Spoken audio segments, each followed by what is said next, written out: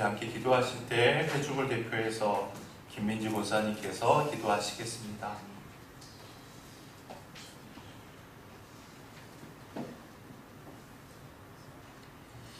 전능하신 하나님 아버지 감사합니다.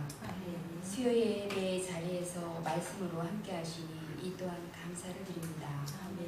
주의 종 목사님을 통해서 말씀이 저희에게 임하게 하시고 전하시는 자나 듣는 저희에게는 성령의 열매로 덕과 유익이 되게 하시는 줄을 믿습니다. 주님, 예배가 생활이 되고 생활이 예배가 되어가는 하나님 편인 교회와 가정으로 하나님 기뻐하시는 교회와 가정으로 세워주시옵소서. 각자가 받은 은사대로 교회와 가정에서 분쟁이 없고 돌봄으로 말씀을 먼저 가진 자가 품위가 있고 질서 있는 환경이 되도록 하나님과 함께 일하는 저희들 되기를 기도합니다. 아멘. 오늘도 이 저녁 저희와 함께 해주시며 저희 마음 깊은 곳에 하나님의 말씀으로 어려움이 치유되도록 인도하시고 하나님 함께하여 주시옵소서. 예수님의 이름으로 기도드립니다. 아멘.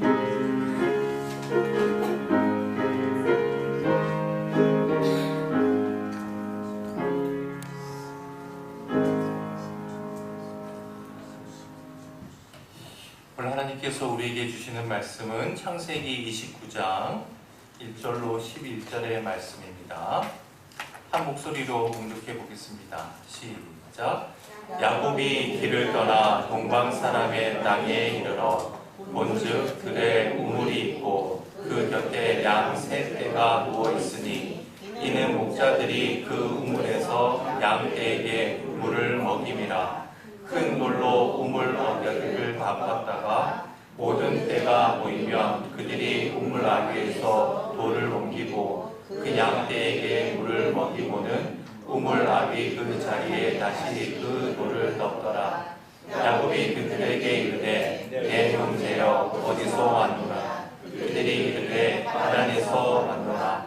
야곱이 그들에게 이르되 너희가 나홀의 손자 라반을 아느냐. 그들이 이르되 아노라. 야곱이 그들에게 이르되 그가 평안하냐. 이르되 평안하니라. 그의 딸 라헬이 지금 양을 몰고 오느니라. 야곱이 이르되 해가 아직 높은즉 가축 모일 때가 아니니 양에게 물을 먹이고 가서 풀을 뜯게 하라. 그들이 이르되 우리가 그리하지 못하겠노라. 때가 다 모이고 목자들이 우물 아귀에서 돌을 옮겨야 우리가 양에게 물을 먹이느니라. 야곱이 그들과 말하는 동안에 라헬이 그의 아버지의 양과 함께 오니 그가 그의 양들을 치고 있었기 때문이더라. 야곱이 그 삼촌 라반의 딸 라헬과 그의 그 삼촌의 양을 보고 나아가 우물 아귀에서 돌을 옮기고 그 삼촌 라반의 양에게 물을 먹이고 그가 라헬에게 입 맞추고 소리내어 울며. 아멘. 자, 야곱은 이삭의 축복을 받고 외삼촌 라반이 사는 하란까지 터벅터벅 걸어갑니다. 하란은 브엘세바에서 얼마나 떨어진 거리라고 했죠? 약 800km. 800km나 되는 먼 길이에요. 그 길은 오래전 할아버지 아브라함이 하나님의 언약을 받고 가나안으로 거주하기 위해서 걸어왔던 그 길이에요. 또한 자기 엄마 리브가가 아버지 이삭과 결혼하기 위해서 왔던 길입니다. 그 길을 77세의 야곱은 거꾸로 올라가고 있습니다. 할아버지 아브라함은 미지의 세계를 향해 나아갈 때 하나님의 언약의 말씀을 의지해서 새로운 인생의 희망을 갖고 걸어왔습니다. 어머니 리브가는 어때요? 그 길을 걸어올 때 남편을 맞이하고 새로운 가정을 꾸릴 부푼 소망을 품고 그 길을 걸어온 거예요.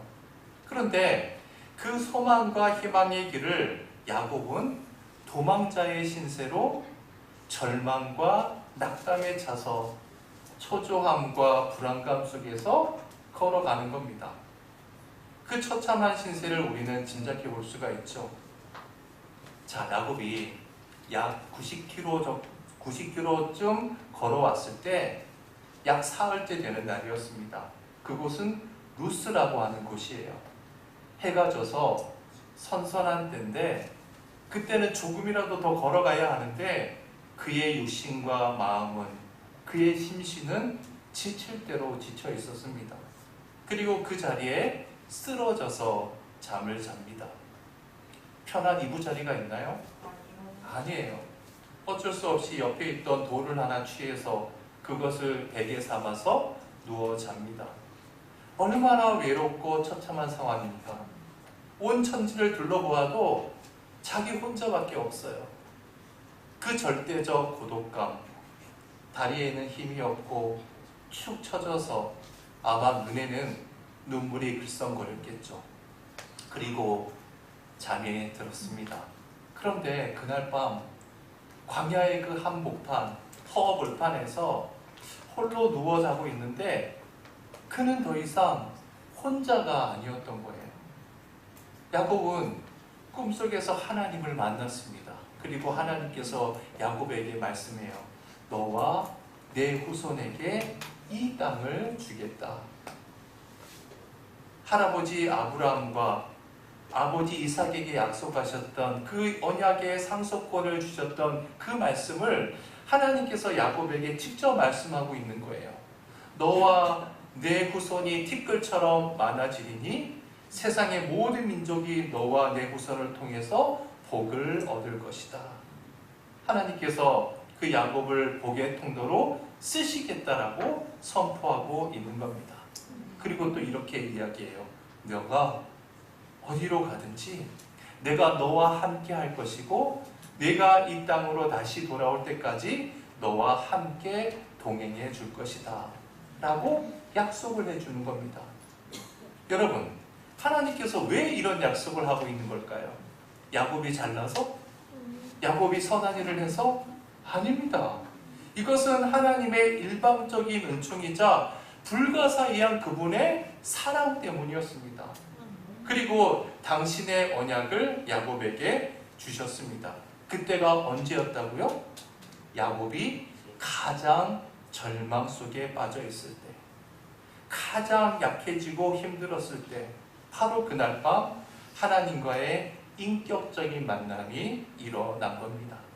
여러분, 그래서 그리스도인으로 살아가면서 자기 절망의 순간을 겪는 것보다 더 행복한 순간은 없는 거예요. 예수님께서 산상수훈 가운데 이런 말씀을 하지 않았습니까? 심령이 가난한 자는 복이 있나니 하나님의 나라가 저희 것이며. 심령이 가난한 사람은 어떤 사람일까요? 자신에 대해서 절망한 사람을 의미합니다. 나에 대해서 절망해 본 사람이야말로 가장 복되다는 거예요. 왜요? 나한테 절망해 본 사람만이 나의 소유나 나의 능력이나 나의 것을 더 이상 의지하지 않고 하나님만 바라볼 수 있기 때문입니다. 그래서 그 사람이 복된 사람인 거예요. 그러니까 보세요. 내 힘으로, 내 능력으로 안 되는 일이 있다는 것, 그것이야말로 하나님의 은총이라는 겁니다. 그러한 자기 절망 속에서 하나님의 관계가 더욱더 깊어지는 것이죠. 자, 잠에서 깬 야곱이 위대한 신앙 고백을 합니다. 우리 지난 시간에 배웠던 28장 16절 말씀 함께 읽어볼까요? 시작! 야곱이 잠이 깨어 이르되 여호와께서 과연 여기 계시거늘 내가 알지 못하였도다. 과연 하나님께서 여기 이곳에 계시거늘 그것을 내가 몰랐구나. 여러분, 얼마나 큰 깨달음입니까?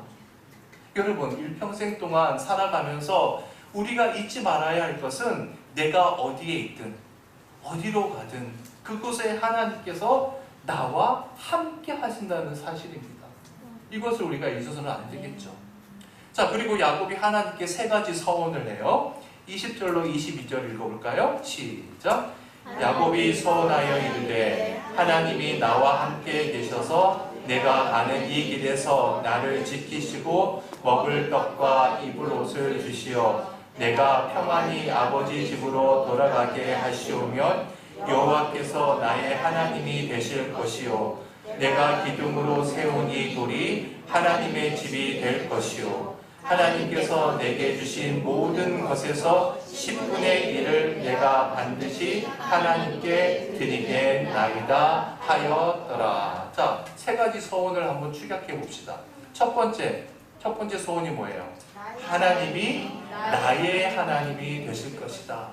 다 같이 시작. 하나님이 나의 하나님이 되실 것이다. 더 이상 할아버지 아브라함의 하나님, 아버지 이삭의 하나님이 아니라 나의 하나님, 야곱의 하나님으로 내가 섬기고 살겠습니다 라는 소원이죠. 두 번째는 내가 기둥으로 세운 이 돌이 뭐가 될 것이다? 하나님의 집이 될 것이다. 다 같이 시작.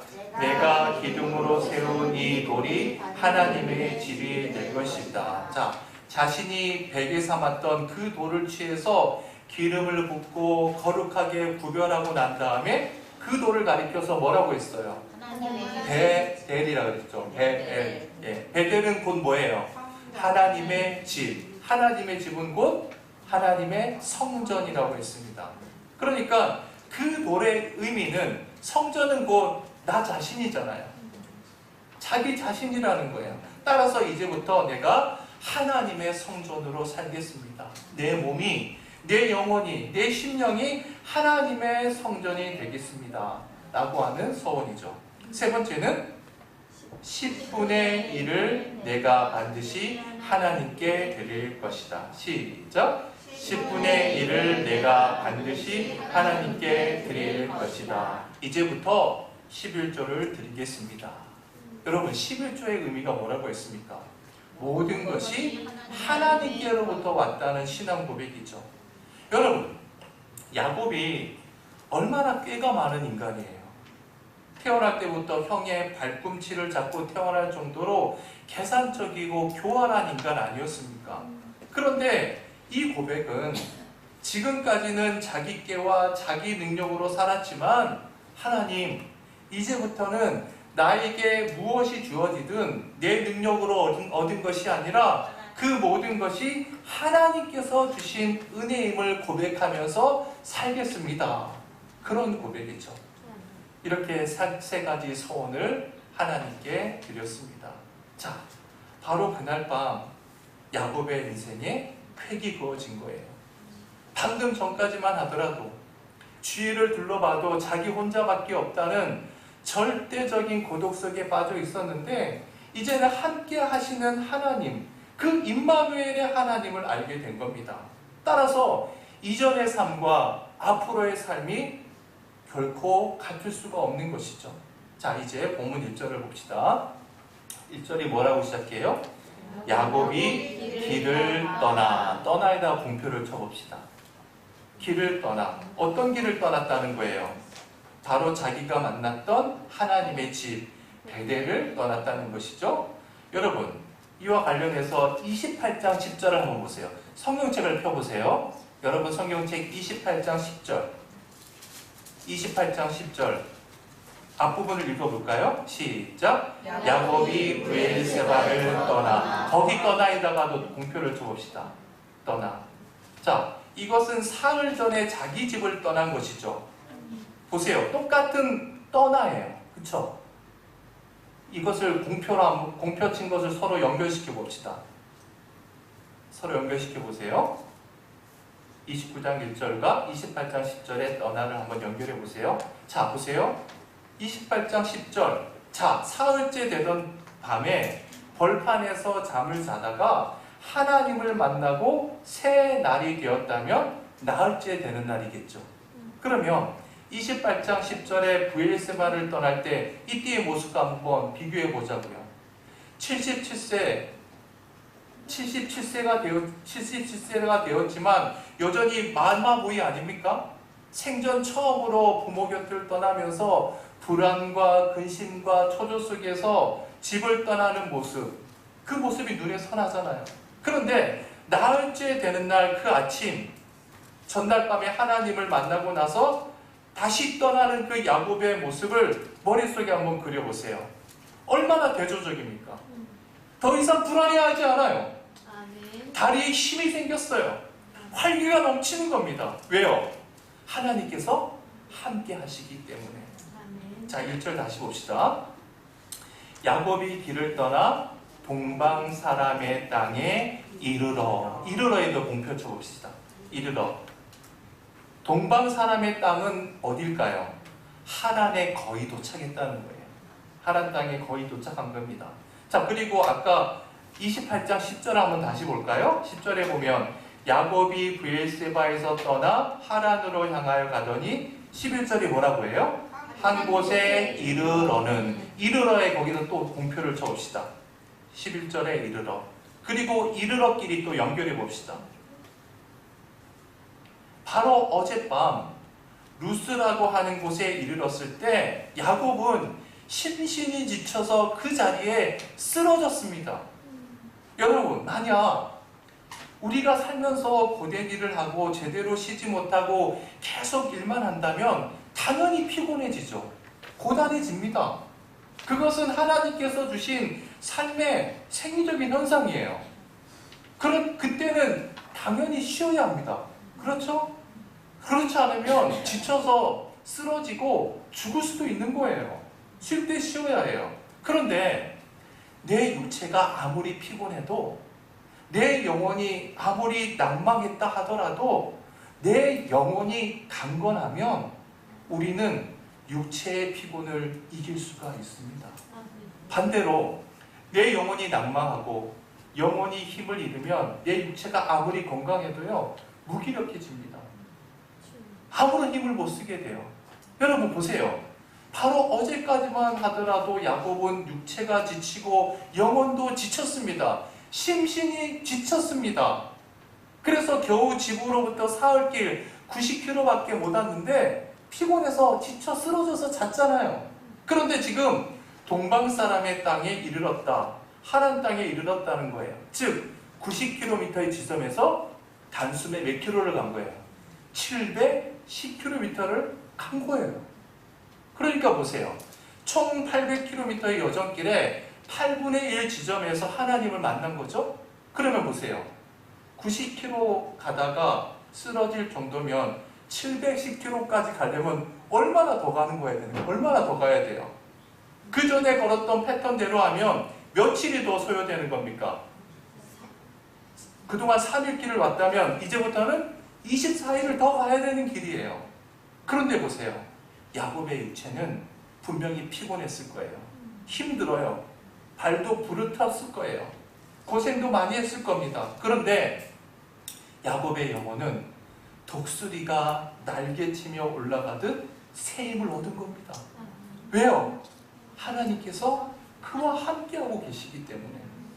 여러분, 내가 어떠한 상황 속에 있다 할지라도 하나님께서 나와 함께 하시는가 아닌가, 나 혼자인가, 그 차이는 이렇게 극명하게 달라지는 겁니다. 지금 야곱이 사흘 동안 길을 가다가 지쳐 쓰러졌다가 그 다음날 새 힘을 얻고 가던 그 길은 전혀 다른 길이 아니에요. 상황은 달라진 것이 아무것도 없어요. 똑같은 황량한 길이에요. 야곱은 여전히 계획했던 그 길 위에 서 있습니다. 왔던 길보다 가야 될 길은 엄청 더 많이 남았어요. 더 험할 수도 있어요. 그럼에도 불구하고 하나님께서 자기와 함께하고 계심을 믿고 깨닫고 나서 남아있는 그 길의 의미가 달라진 거예요. 그래서 그 길을 두려움 없이 담대하게 걸어가고 있는 겁니다. 여러분, 우리 찬송가 445장에 태산을 넘어 험곡에 가도, 그 찬양 우리 다 아시잖아요. 여러분, 우리는 되게 어때요? 평지를 걸어가면, 평탄한 길을 가면 하나님을 열심히 찬양합니다. 그러나 내 인생이 마치 태산의 험곡에 빠지면 하나님 생각을 잘 안 해요. 그리고 온갖 세상의 방법만을 강구하게 됩니다. 그런데 찬송가 가사를 한번 보세요. 뭐라고 되어 있습니까? 태산을 넘어 험곡에 가도 빛 가운데로 걸어가면 주께서 항상 지키시기로 약속한 말씀 변치 않네. 보세요. 그 헌곡에서도 주님께서는 함께 동행해 주신다는 거예요. 주님께서 지켜주신다는 겁니다. 중요한 것은 그 헌곡으로 인도해 주시는 분이 누구냐는 거예요. 바로 우리 하나님이시라는 것. 그 사실을 우리가 깨달아야 되는 것이죠. 여러분, 내가 어떤 상황이든 하나님께서 함께 하신다는 약속하신 그 말씀이 변치 않는 것을 확인하려면 나는 헌곡에 가봐야 돼요. 헌곡에 있어야 해요. 그래서 인생의 헌곡은 하나님의 은혜인 겁니다. 하나님의 복인 거예요. 그래서 인생의 헌곡을 거쳐본 사람들은 신앙의 장수가 되는 겁니다. 강한 그리스도인이 됐고요, 강한 성도가 됐고요, 강한 믿음의 군사가 되는 겁니다.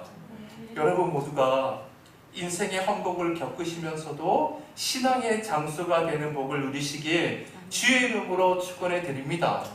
자, 이제 야곱은 목적지에 거의 당도한 거예요. 2절 말씀 봅시다.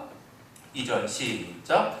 본즉 들에 우물이 있고 그 곁에 양 세 떼가 누워 있으니 이는 목자들이 그 우물에서 양떼에게 물을 먹이니라. 큰 돌로 우물 아귀를 덮었다가. 여러분, 우리 한글 성경의 번역에는 빠져 있지만 원문에는요, 본즉 그리고 한 감탄사가 빠져 있어요. 한번 적어 봅시다.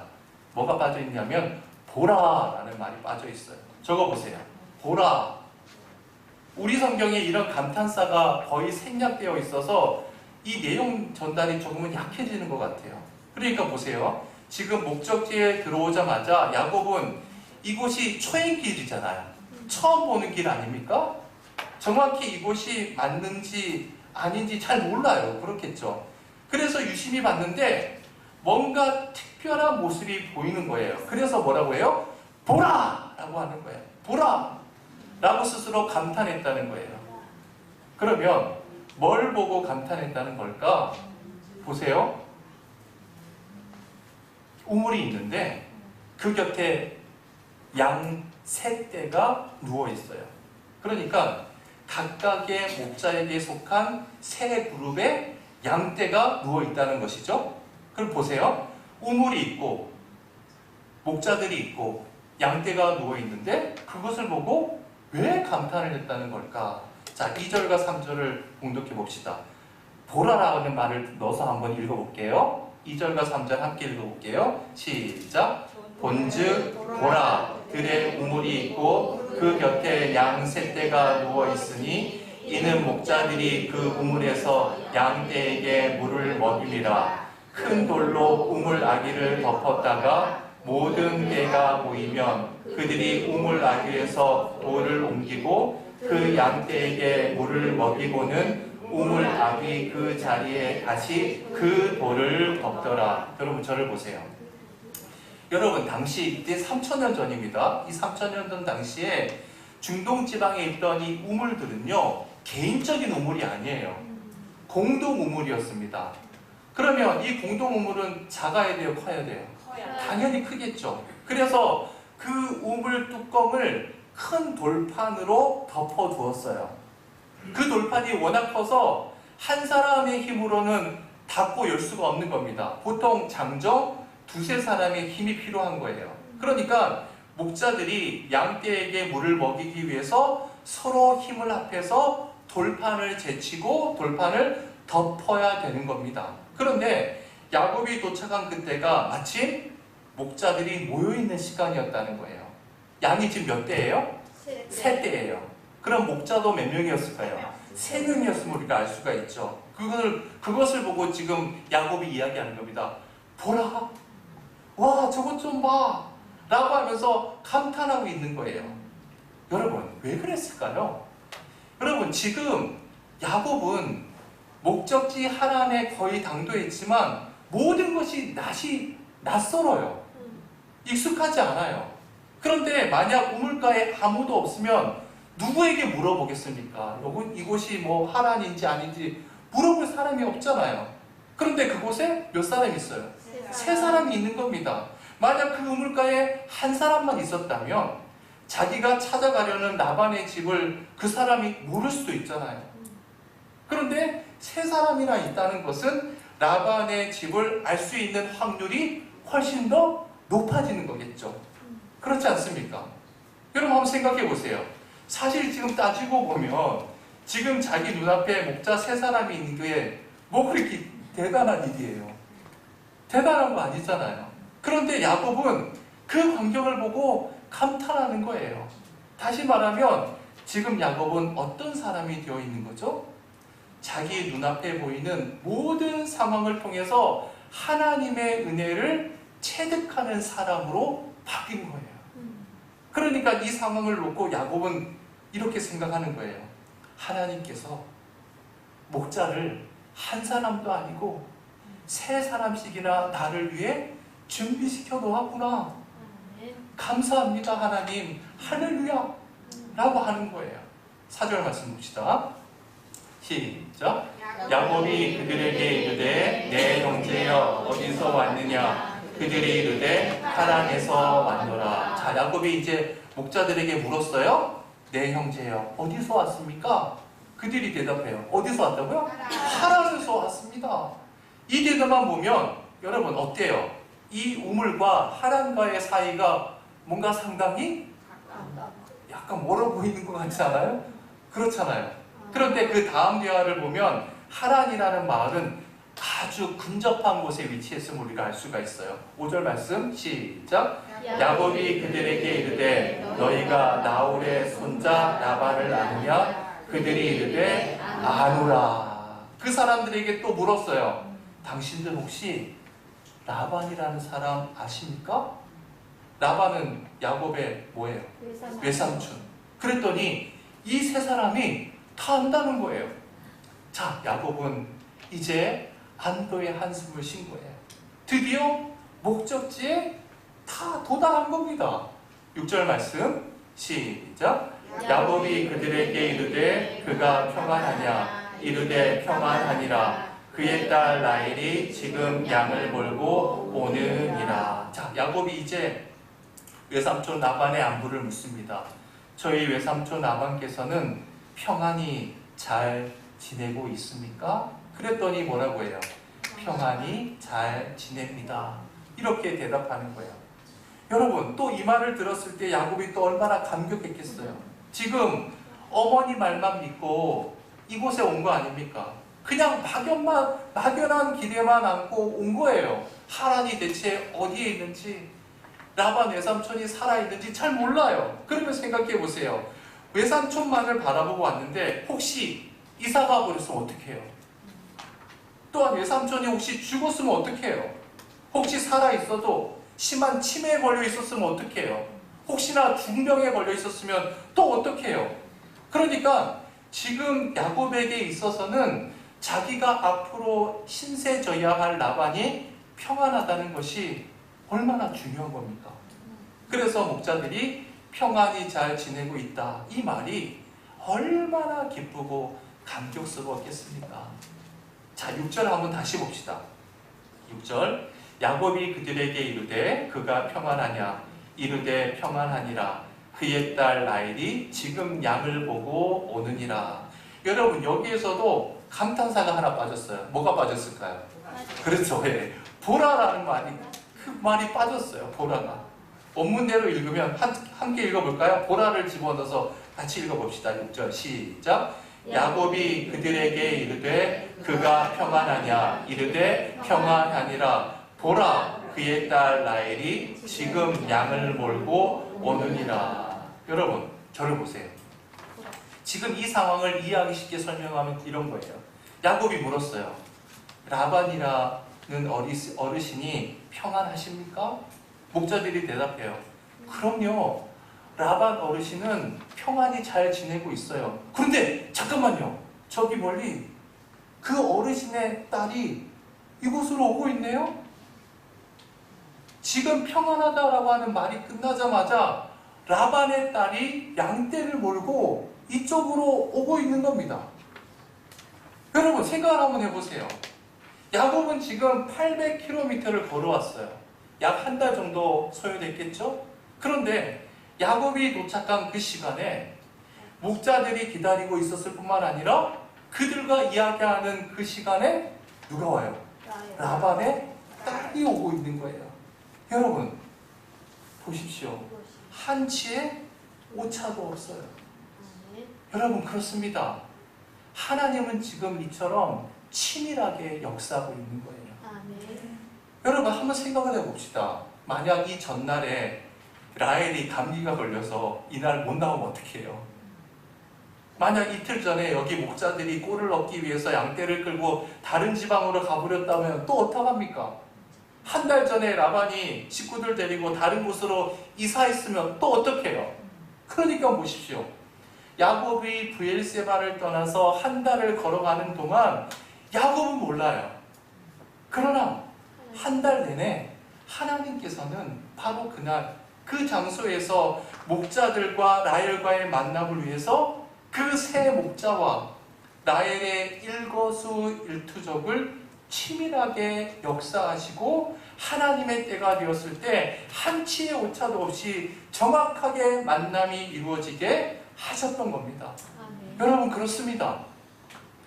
우리 눈에 아무것도 보이지 않아도 내가 아무것도 느낄 수 없을지라도 하나님께서 우리에게 주신 소망의 길을 믿음으로 걸어가야 될 그 이유가 바로 여기에 있는 겁니다.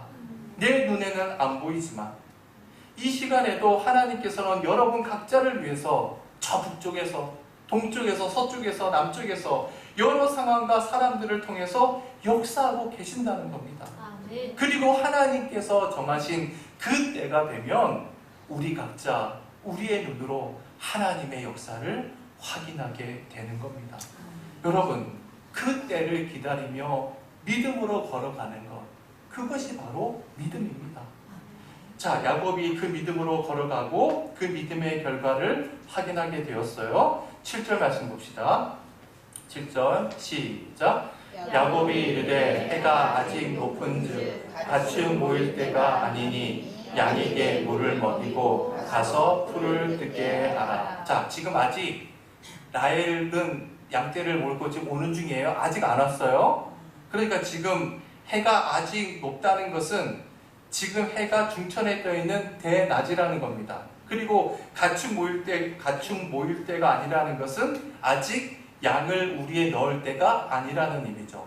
지금 목자들과 서로 인사하면서 목자들이 저기 라반 어르신의 딸 라헬이 오고 있네요. 그랬더니 지금 느닷없이 야곱이 목자들에게 하는 말이 뭐예요? 뭐라고 하죠? 아직 대낮이고 양을 우리에 넣을 때가 아니니 가서 양에게 물을 먹이고 풀을 주러 가십시오. 이 말은 무슨 말이에요? 당신네 저기 가서 일이나 열심히 하라는 거예요. 여러분 이게 지금 말이 되는 상황입니까? 지금 초면인데 그리고 자기에게 좋은 소식을 알려준 사람들 아닙니까? 여러분 이것을 놓고 두 가지 해석이 있어요. 첫 번째는 야곱이 볼 때 이 목자들이 굉장히 나태해 보이는 겁니다. 그래서 괜히 간섭한 것으로 해석을 한 거예요. 그런데 그것은 설득력이 없는 얘기예요. 지금 초면에 정말 무리한 짓이잖아요. 자기에게 좋은 소식을 알려준 사람들인데 괜히 시비를 거는 것은 말도 안 되죠. 그것도 멀리 이방인으로 지금 온 사람인데 그래서 이것은 설득력이 없는 얘기입니다. 그래서 대부분의 주석가들은 이렇게 해석해요. 잘 보세요. 지금 야곱은 한 20여일 전에 24일 전 정도에 돌베개로 잠을 자다가 그 루스라는 곳에서 하나님을 만나고 그곳을 베델로 삼고 이곳까지 왔어요. 야곱은 지금 한마디로 하나님의 은혜로 성령 충만한 상태인 겁니다. 지금 이 순간에도 하나님의 그 감격을 경험하고 있는 거예요. 그런데 저기 라헬은 누구예요? 엄밀히 따지면 자기와 혈육지간이잖아요. 정확히 어떤 지간이에요? 사촌지간 아닙니까? 외삼촌의 딸이니까. 그렇죠. 하나님께서 한치의 오차도 없이 만나게 해주시는 그 라헬과의 만남을 아무런 방해도 받고 싶지 않은 거예요. 이 목자들이 보이지 않는 곳에서 하나님께서 예비해 주신 그 만남을 하나님의 그 감격 속에서 누리고 싶은 겁니다. 그래서 그 자리를 좀 비켜줄 것을 정중하게 부탁하고 있는 것으로 우리가 볼 수가 있죠. 자, 그랬더니 8절에서 뭐라고 하는지 봅시다. 시작. 그들이 이르되 우리가 그리하지 못하겠노라. 때가 다 모이고 목자들이 우물 아귀에서 돌을 옮겨야 우리가 양에게 물을 먹이느니라. 목자들이 대답해요. 아직 양에게 물도 다 못 먹였기 때문에 우리는 못 가겠습니다. 여러분, 이 세 목자의 입장에서 한번 생각해 봅시다. 이 당시에 무슨 TV가 있어요. 뭐 PC방이 있어요. 뭐 책을 읽을 수가 있어요. 그들에게 뭔가 특별한 재미있는 일이 없잖아요. 그런데 지금 보세요. 야곱이라고 하는 사람 행색을 보니까 저기 멀리서 온 이방 사람이 분명한데 저 야곱이라는 사람과 자신들이 잘 아는 라반 어르신의 딸 라헬하고 뭔가 극적인 상봉을 하려고 한단 말이에요. 그러니까 그들이 볼 때 어때요? 정말 재밌는 눈높이감이 있는 거 아닙니까? 그래서 멀리 떠나고 싶지 않은 거예요. 그래서 우리는 안 갑니다. 여기서 당신들 만나는 거 보고 싶습니다. 지금 그렇게 이야기하고 있는 것이죠. 9절 말씀 시작. 야곱이 그들과 말하는 동안에 라헬이 그의 아버지의 양과 함께 오니 양들을 치고 있었기 때문이더라. 자, 중동 지역에서 양을 치는 것은 거의 남자들 몫이었습니다. 때로는 일손이 부족하면 여자들이 거들기도 하지만 대부분 남자들이 그 일을 하는 거예요. 그런데 지금 라헬 혼자 양을 몰고 오는 겁니다. 그러니까 라헬이라는 이 여인은 늘상 집안에만 있는 요조숙녀가 아니라 그만큼 행동력이나 실천력이 있는 그런 여자임을 우리가 알 수가 있죠. 10절 말씀 시작. 야곱이 그의 외삼촌 라반의 딸 라헬과 나가 우물 아귀에서 돌을 옮기고 외삼촌 라반의 양떼에게 물을 먹이고. 여러분, 우리가 상식적으로 생각해 보면 순서가 어떻게 돼야 돼요? 야곱이 라헬을 먼저 만나서 자기 소개 먼저 해야 되잖아요. 그런데 그렇게 하지 않았어요. 라헬이 지금 양떼를 끌고 오는 것을 보고 그 양떼를 위해서 뭘 하죠? 그 우물 아귀를 덮고 있는 돌판. 여러분, 그 돌판은 혼자 들 수 있는 게 아니에요. 두세 사람의 남자가 옮길 수 있는 그런 무기라고 했잖아요. 그런데 그 돌판을 혼자서 옮기는 괴력을 발휘하고 있는 겁니다. 그리고 물을 퍼서 양들에게 물을 또 주는 거예요. 그럼 이게 무슨 얘기일까요? 무슨 의미일까요? 야곱은 그동안 자신이 걸어온 그 길을 동행하여 주신 하나님의 그 은혜에 대한 감사를 그렇게 표현하고 있는 것이죠. 지금 돌판을 옮기면서 야곱은 혼잣말로 뭐라고 했을까요? 하나님 감사합니다. 양들에게 물을 먹이면서 또 뭐라고 했을까요? 이 모든 것이 하나님의 은혜입니다. 너무너무 감사합니다. 그러면 지금 나의 입장에서 또 한번 생각해 봅시다. 생전 처음 보는 남자가 자기 양떼들에게 물을 줘요. 뭔가 심상치 않죠? 그런데 라헬은 그것을 제지하지 않아요. 왜죠? 누구든지 순수한 믿음으로 진지하게 행동하면 그곳에는 감동이 있는 겁니다. 그래서 그것을 제지하지 못하고 있는 것이죠. 그래서 라헬은 물끄러미 그 광경을 바라보고 있는 거예요. 자, 11절 시작. 그가 라헬에게 입 맞추고 소리내어 울며. 자, 그리고 라헬과 입 맞춤의 인사를 이제 나눕니다. 여러분, 여기서 입 맞춤이라고 하는 것은 애정행위가 아닙니다. 만남에 대한 반가움을 가볍게 얼굴을 맞대는 인사를 하고 있는 거예요. 흔히 이 서양식 인사의 모습이라고 생각하면 됩니다. 그리고 소리내어 울었습니다. 여러분, 이 눈물의 의미는 뭘까요? 슬픔과 절망의 눈물이에요? 아니죠. 기쁨과 감격과 감사의 눈물입니다. 생각해 보세요. 야곱에게 있어서 이 상황이 얼마나 감격스러웠겠습니까? 감격에 겨워서 하나님 너무너무 감사합니다. 너무너무 감사합니다. 라고 소리내어 감격의 눈물을 흘리고 있는 것이죠. 사랑하는 여러분, 오늘 이 본문이 우리에게 주는 메시지가 뭘까요? 야곱이 고향을 떠날 때는 불안과 두려움과 초조함으로 가득했습니다.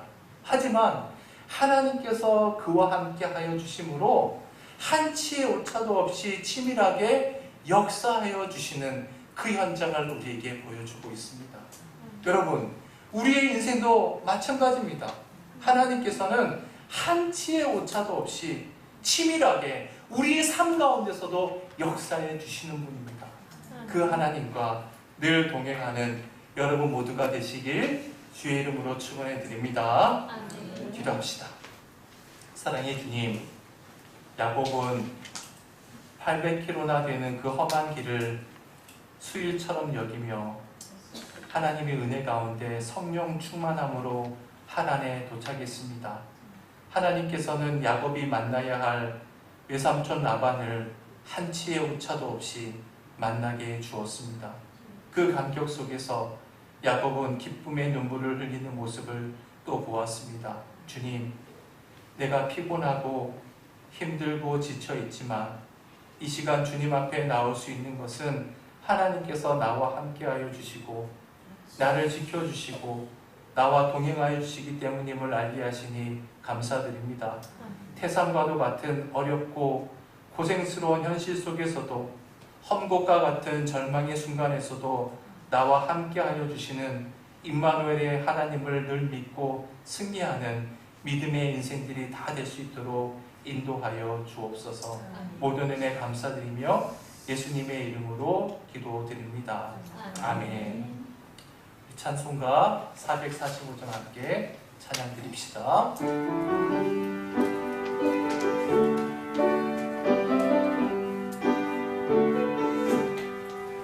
대산을 넘어 험곡에 가도 길 가운데로 걸어가면 주께서 항상 지키시기로 약속한 말씀 변치 않는 하늘의 영광